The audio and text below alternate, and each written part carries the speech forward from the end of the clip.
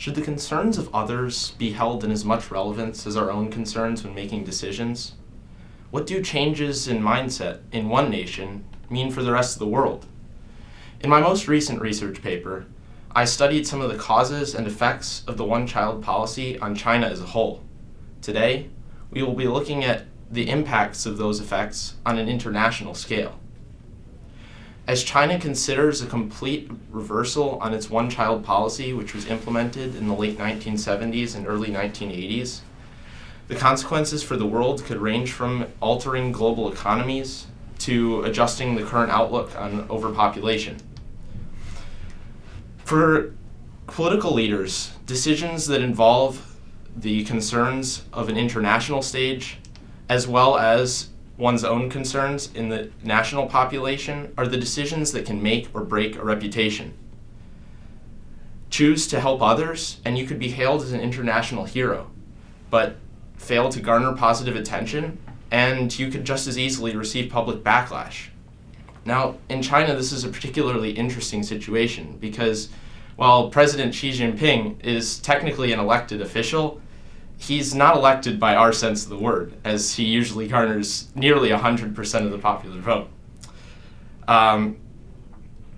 What this means, however, is that he's in a unique position of being able to make the decisions that will benefit the world while not sacrificing or being in fear of the repercussions from his own public. For the nearly 4 decades that the one-child policy was implemented in China, the household sizes and family sizes in the nation decreased dramatically.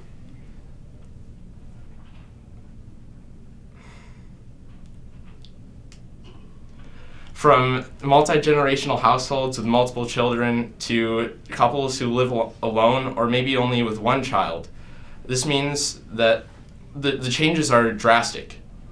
So, growing up under the one-child policy has really changed the mindset of a generation. And this has created a difficult situation for China because while population control has been extremely beneficial to the governing body and overpopulation concerns on a world scale, it's a very scary prospect that population replacement might not occur in the future. It's projected that by 2029, the population of China will reach a peak of around 1.4 billion people, but after that, it will enter a slow but continuous decline where they see a loss of around 300 million people. To put that into perspective, that's like losing the population of an entire United States of America over the course of 30 years. For the environment, this sounds like a massive victory. Controlling the population means fewer mouths to feed and fewer people to use the non-renewable resources of the world. But for global economists and China itself, this is a very scary prospect. Knowing that, it could cause the economy of China to continue on much as it is today. Now, this might not sound bad at first because China's economy is actually prospering right now. However, anyone who's a little bit more savvy with the markets might know that much of the growth today that we see is based on projections for the future. So if it were to be thought that the market could stagnate or even decline, losses could be astronomical. We're talking entering a recession or even a depression, the likes of which the world has never seen. So should China save the economy or save the world? To us, that answer seems very obvious. But when your own livelihood is at stake, that decision becomes much more difficult. In 2016, China decided to step back and become more lenient in their population control policy, allowing families to now have 2 children instead of just 1. While this is great for human rights, it's also very bad for the world as a whole.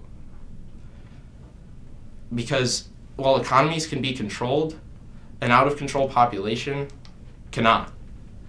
So the real elephant in the room here is the Chinese population itself.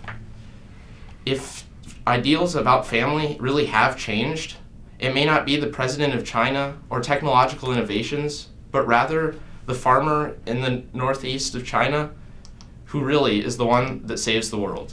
Thank you.